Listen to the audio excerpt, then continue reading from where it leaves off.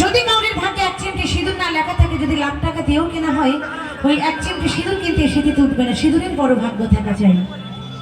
কিন্তু এই বর্তমান সময়ে কিছু কিছু দিদি ভাইরা, কিছু কিছু বৌদিমণিরা ভাবে যে আমি যদি চওড়া করে সিঁদুর পরে, মোটা মোটা শাখা পরি, এই চওড়া করে সিঁদুর পরে মোটা মোটা শাখা পরে যদি রাস্তা দিয়ে হেঁটে যাই, আর রাস্তা দিয়ে হেঁটে গেলে যদি কোনো ছেলে আমার দিকে না তাকায়, যদি ভাবে ওর রেড সিগন্যাল পড়ে গেছে, ওর দিকে তাকিয়ে কোনো লাভ নেই, তাই না?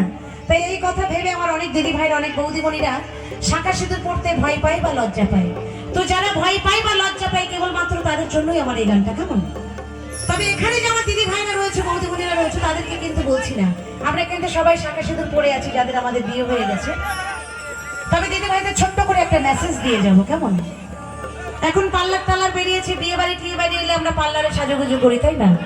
তবে আমরা যতই সাজি না কেন, যতই স্টাইল করে চুল বাঁধি না কেন, সিঁদুর কিন্তু সোজাসুজি পড়তে হবে। সিঁদুর একদম সাইডে নিয়ে ঢেকে দেওয়া যাবে না।